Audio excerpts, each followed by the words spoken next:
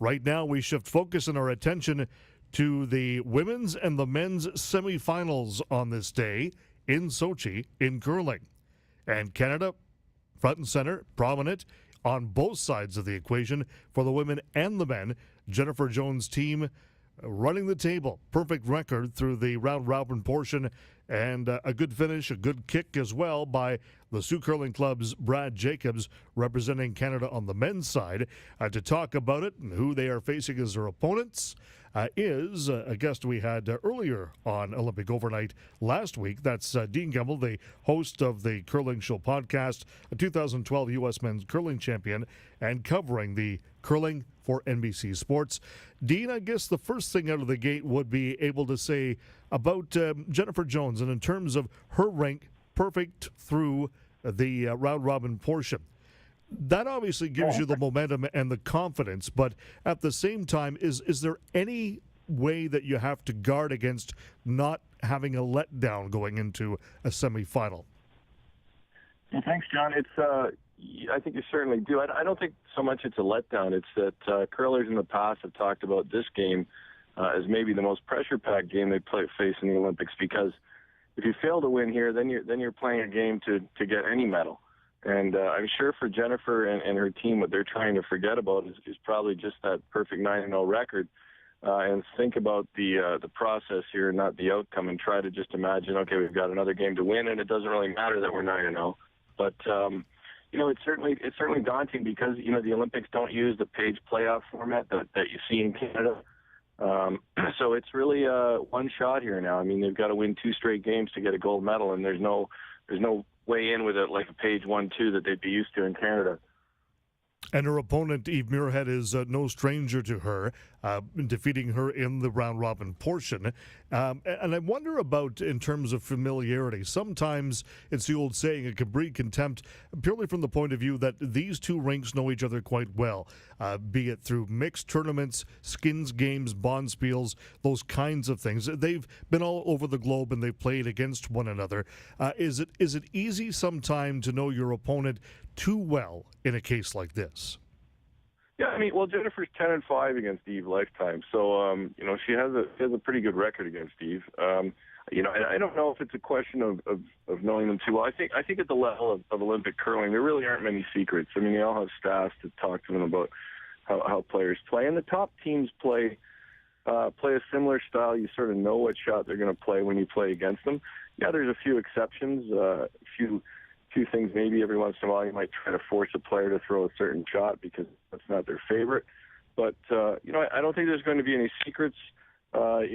Surprise. I think the teams are both very competitive on the ice. I don't think they really harbor any grudges off it. But Eve Muirhead's certainly a fierce competitor, and we've seen Jennifer Jones over the years, and we know what she's like. So I don't expect. I expect a great game, and I think we'll see. Hopefully, the kind of shot making we saw in the men's tiebreaker between Greece and Norway yesterday. At the second women's semifinal as well, going at 5 o'clock our time this morning Eastern, has the Swedes and the Swiss. And in terms of taking a look at their competitive level, their possibility, obviously one of them is going to make it through to the final. Kind of handicap this game between these two squads. Well, both Sweden and Switzerland are the kind of teams you look at them on the ice and they don't actually look that impressive when you watch them play, but they just wind up making a lot of shots and winning a lot of games. I'm going to go with Miriam Ott of Switzerland. I think it's sort of a toss-up. If you went on recent records, you'd probably go with Sweden. They just won the European Champions. You'd probably go with Sweden, but Miriam Ott has a knack for winning, even when her shooting percentages are slightly lower than her opponent. She somehow finds a way to make the right shots at the right time with her fairly wonky delivery. But she's clutch, and I think that's what we need to be in these semifinals. First period over in Sochi, and Sweden has a power play goal, and they lead Slovenia 1-0. Again, after 20 minutes of play. Dean Gebel joining us, host of the Curling Show podcast, 2012 U.S. Men's Curling Champion, and he's covering these Olympics, the curling portion at least, for NBC Sports. We flip it now to the men's side. And if you have not seen it on any replays the last couple of days, get yourself, I would suggest, to YouTube. Sit down, type in David Murdoch, what a shot, hell of a shot, any kind of tag with that, because I don't think probably you'd see that probability of a double takeout that he had against Norway. Final shot, albeit two, Dean, that could happen, maybe 1 in 500,000 times?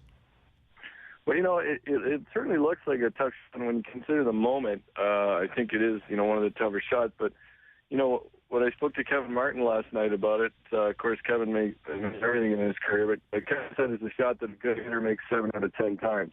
That's Kevin's universe. So who really knows? I think it's certainly a tough shot. It was certainly makeable. It's a matter of, I think if he hit 3/4 or just a little high side on the first rock, it's going to happen. He was wondering how they would happen to his shooter. The interesting thing about it was I don't think Thomas Ulsford saw that shot until too late. And, I thought he could have thrown a softer weight hit on his first and lay 3, and then really might have forced David Murdoch into a very tough draw for 1. And Murdoch actually didn't see the shot at first either. He put the broom down for the draw and started to draw for 1 to tie the game and started heading the other ice and sort of saw that shot out of the corner of his eye as he went by it, and then went back and decided to throw it.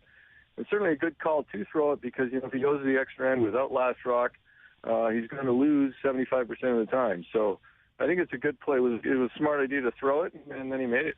Well, certainly the reaction of the sweepers at the end of the ice when the rink got there certainly would have told them that he made one heck of a shot, that's for sure. You know what I think, actually, Dean? He's probably secretly been taking lessons from Hack to be able to find out how you can make that kind of a shot, as certainly it was made almost some 30 years ago by the great Canadian as well. So take a look at Murdoch's opponents in terms of the Swedes. They're all in their late 20s, and Evelyn, we mentioned last week when we talked, is their coach.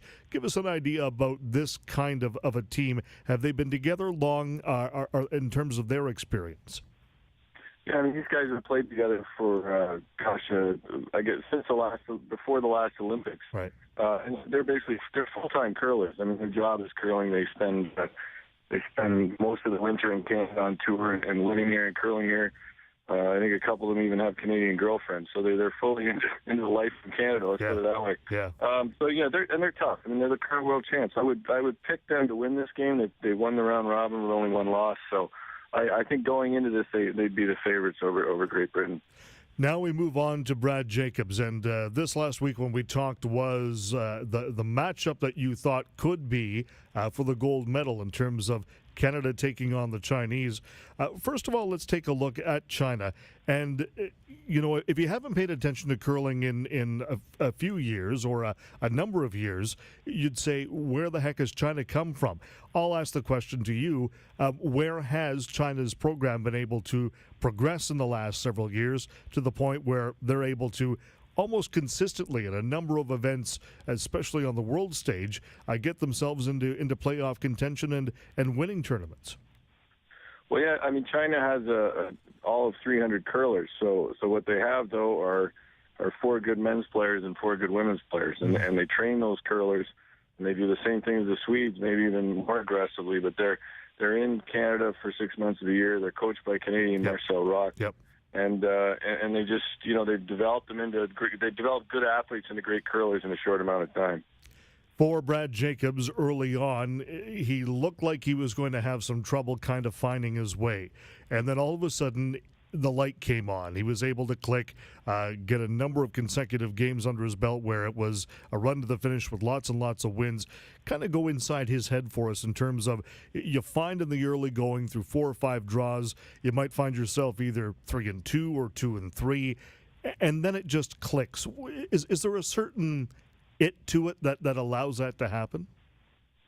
Well, I think there is a certain click to it, I guess, but I think the most important thing is that good teams, the best teams, find a way to grind through games. They really grind through games when they may not have their best game, and that's what Brad and his team did early in the week, and even towards the latter half of the week. They were grinding out wins. They had to, it was a question of just trying to make a few of the right shots when you're not playing quite as well as you'd like to be. And I think the other key was that Ryan Fry started to play better towards the end of the week. He struggled early, but he definitely moved up. His percentages moved up as the week went on, and I think he'll be the key today, actually. Before I let you go, and I meant to ask you this, Dean, last week as well, you had co-written a book with Johnny Morris to do with